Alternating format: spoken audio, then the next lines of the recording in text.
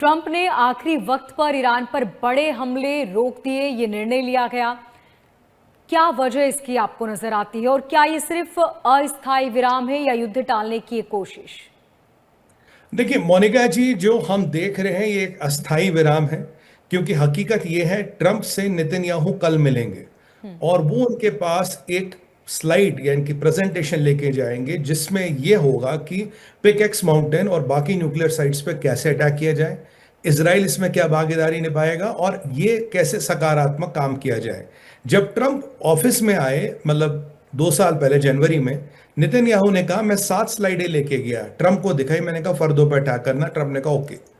तो ये जो हम एक युद्ध विराम देख रहे हैं, बेसिकली बड़े हमले की तैयारी। ट्रंप अपने एडवाइजरों से भी बात कर रहा कि भाई अगर मैं बड़ा हमला करूं इसका क्या परिणाम होगा, कैसे करेंगे। नेतन्याहू केवल लिंडसे ग्राहम के फ्यूनरल के लिए अमेरिका नहीं जा रहे, मेन ऑब्जेक्टिव ये है। देखिए जो पीछे समीकरण हुए, भाई मोसाद के चीफ, सीआईए के चीफ से मिले, फिर इसराइल कट्स का स्टेटमेंट, आपके ट्रंप के स्टेटमेंट, आपके मार्को रूबियो के स्टेटमेंट, और मैं आपको बता दूं अगर कोई ईरान से भी बात करा, केवल जेडी वेंस नहीं कर रहे, अब जेडी वेंस और मार्को मिलके कर रहे हैं। तो ये जो फिलहाल कटाई छटाई, मतलब जिसे मैं कह रहा हूँ डेली की कटाई छटाई रोक दी गई है, ये इसीलिए कि आप एक बड़ा हमला करें। जबकि हकीकत ये है पाकिस्तान नेगोशिएट कर नहीं रहा, कतर नेगोशिएट कर नहीं रहा, ईरान के आपने प्रधानमंत्री को भेजा था, इराक के प्रधानमंत्री को आपने भेजा था, उसका प्रपोजल इन्होंने रिजेक्ट कर दिया। बोला भाई तू जो ट्रम्प का प्रपोजल लेके आया था हमने रिजेक्ट कर दिया, हमें इससे कोई लेना देना नहीं।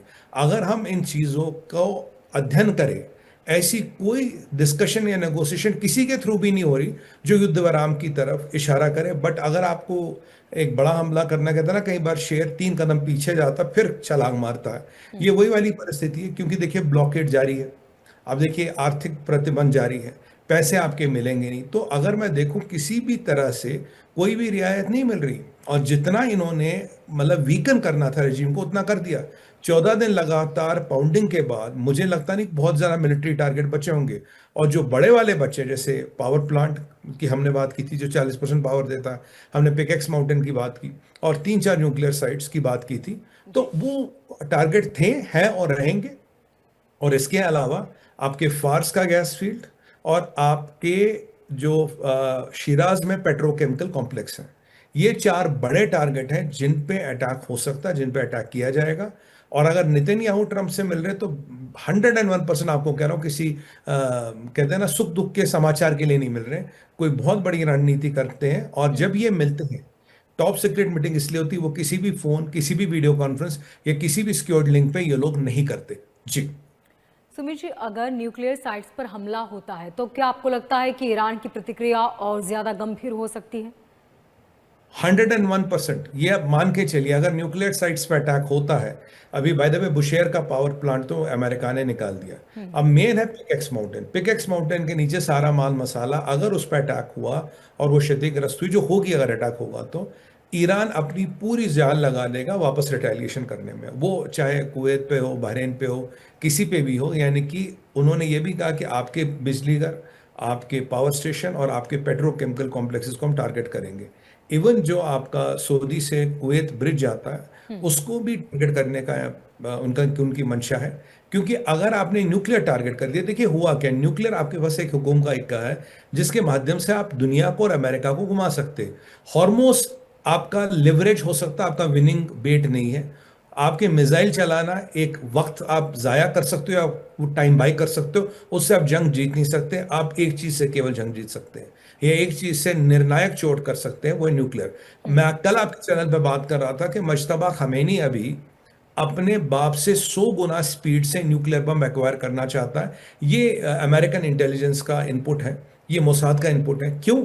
क्योंकि मुश्तबा समझ गया जितने रॉकेट ड्रोन इत्यादि थे, भाई इससे आप सरफेस को स्क्रैच कर सकते हो, आप युद्ध नहीं जीत सकते।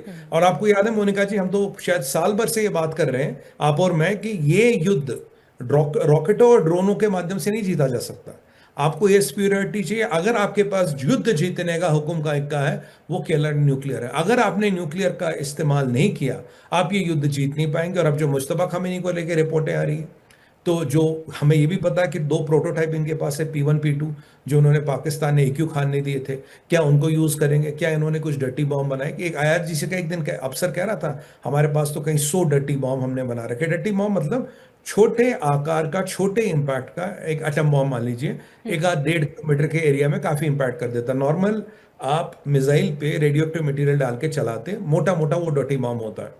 तो ये इन्होंने बनाए हैं, उससे अटैक करेंगे। बट अगर इन्होंने कुछ भी न्यूक्लियर छेड़ा तो मैं आपको 101% गारंटी नेशनल टीवी पे देता हूं, ईरान का खेल खत्म, टोटल ईरान खत्म। अगर इन्होंने न्यूक्लियर विकल्प छेड़ा तो ईरान के लिए भी आसान नहीं है।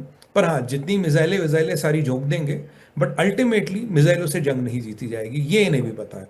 इसीलिए ईरान न्यूक्लियर को बचाने के लिए हर संभव प्रयास करेगा, साम दाम दंड भेद। जी।